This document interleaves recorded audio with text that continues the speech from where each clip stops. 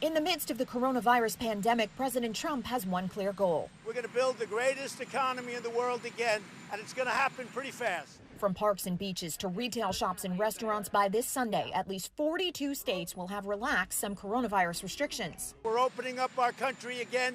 Yet health experts have a dire warning. According to one prediction, the country's coronavirus death toll could nearly double if states reopen too soon. How many deaths and how much suffering are you willing to accept to get back to what you want to be some form of normality sooner rather than later? A poll from Monmouth University released Tuesday finds nearly 2/3 of Americans are concerned states are lifting regulations too quickly. And the fundamental question, which we're not articulating, is how much is a human life worth? President Trump remains confident mitigation efforts will slow the spread of the virus. They're going to be social distancing, and they're going to be washing their hands, and they're going to be doing the things that you're supposed to do. Still, governors across the country struggle to find the balance between economic strife and human life. The faster we reopen, the lower the economic cost, but the higher the human cost, because the more lives lost. That, my friends, is the decision we are really making. In Washington, I'm Karen Kafa. For some states, this is the first weekend since their stay-at-home orders were lifted, and it showed.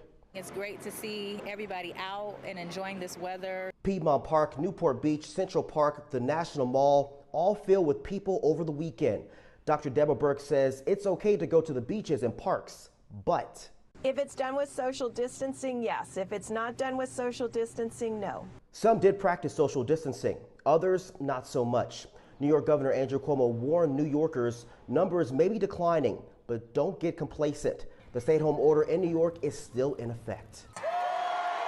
Last week, protesters in Michigan stormed the Capitol, demanding the governor to reopen the state.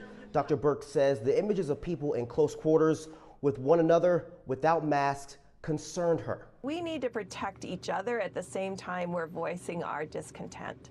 All this comes as Dr. Anthony Fauci and other health officials warned the U.S. could see a second big wave of infections in the fall, and the virus could spread throughout the population for as long as 2 years. Meanwhile, the race for a vaccine continues. And as the Senate returns to D.C. today, one big question remains. Could we see additional stimulus funding? Well, when it comes to the issue, Republicans and Democrats, they disagree. In Atlanta, I'm Daryl Forges.